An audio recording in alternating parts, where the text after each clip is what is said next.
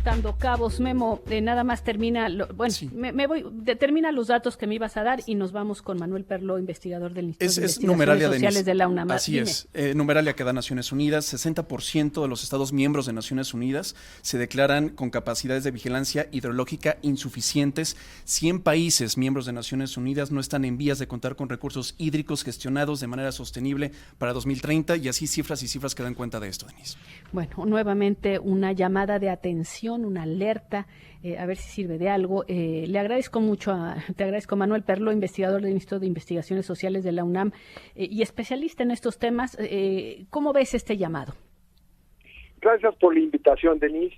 Mira, es un llamado importante, lo hace Naciones Unidas todos los años cuando se celebra el Día Mundial del Agua, y se hacen conferencias, se hacen eventos, y por lo general hay algún lema, alguna consigna que es la que domina, digamos, el año.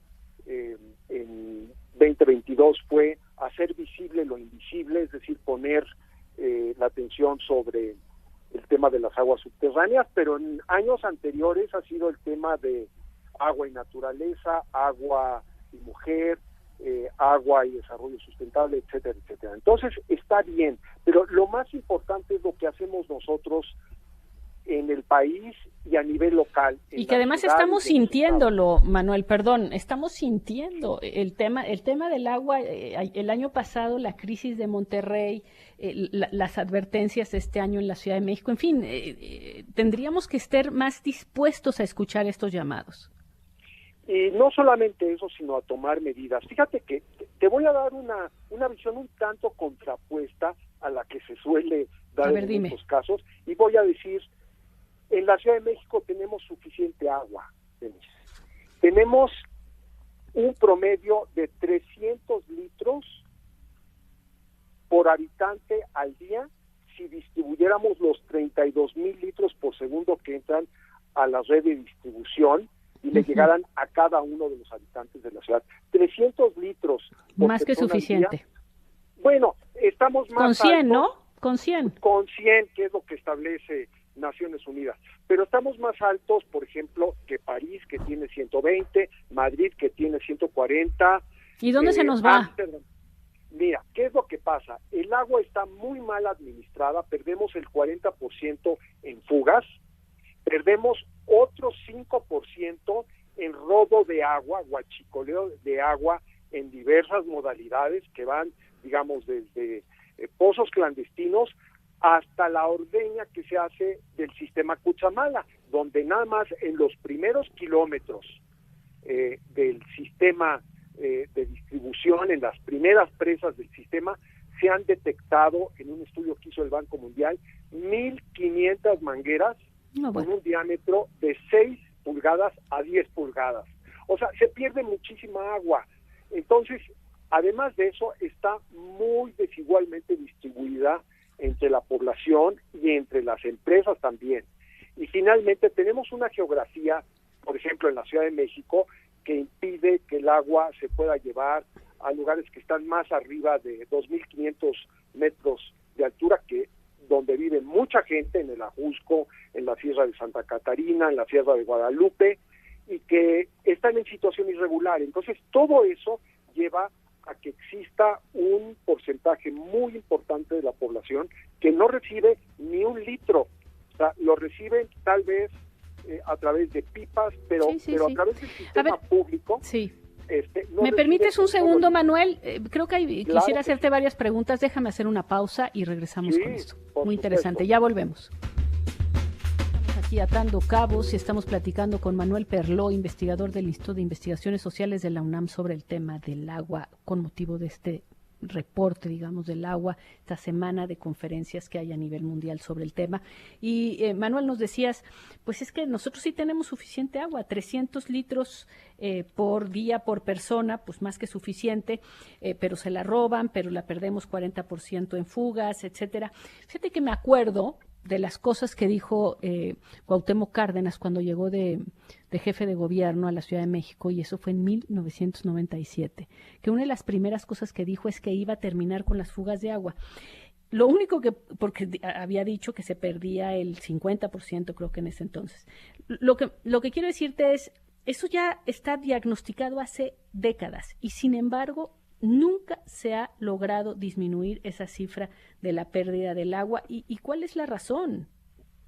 Mira, la razón en gran medida es financiera. Arreglar este problema cuesta dinero.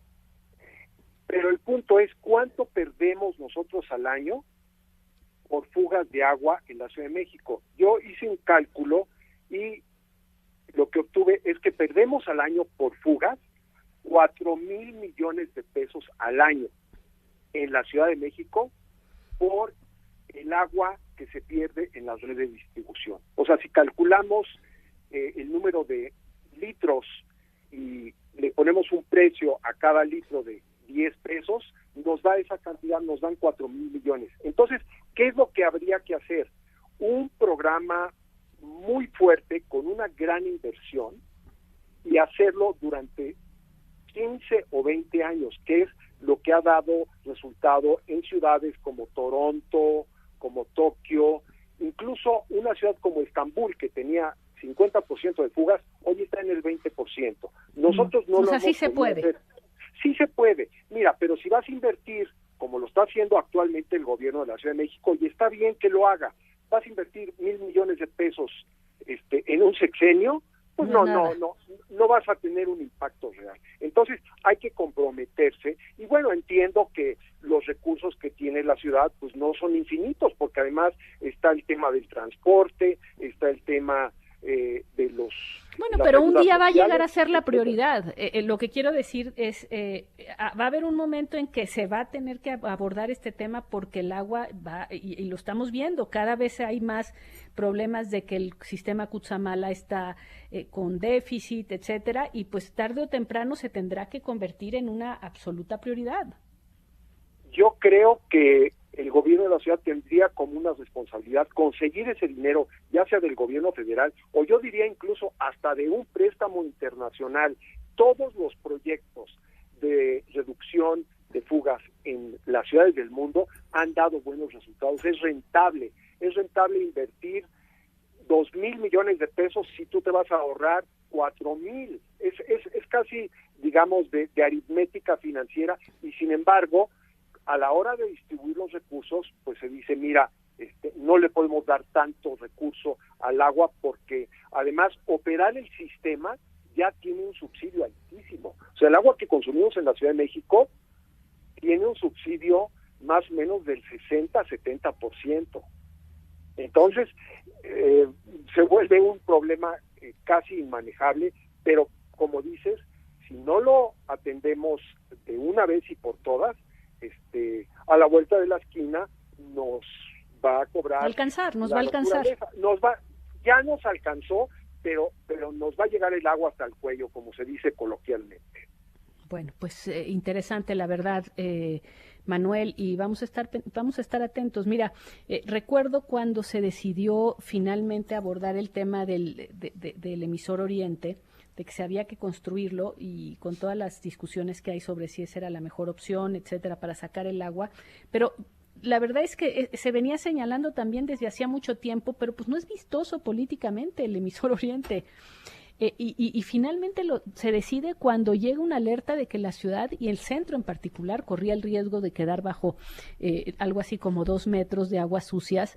Entonces, pues hay un momento en que se toman las decisiones y generalmente ya es, ahora sí que sobre una presión impresionante. En todo caso, interesante. Vamos a ver. Sí.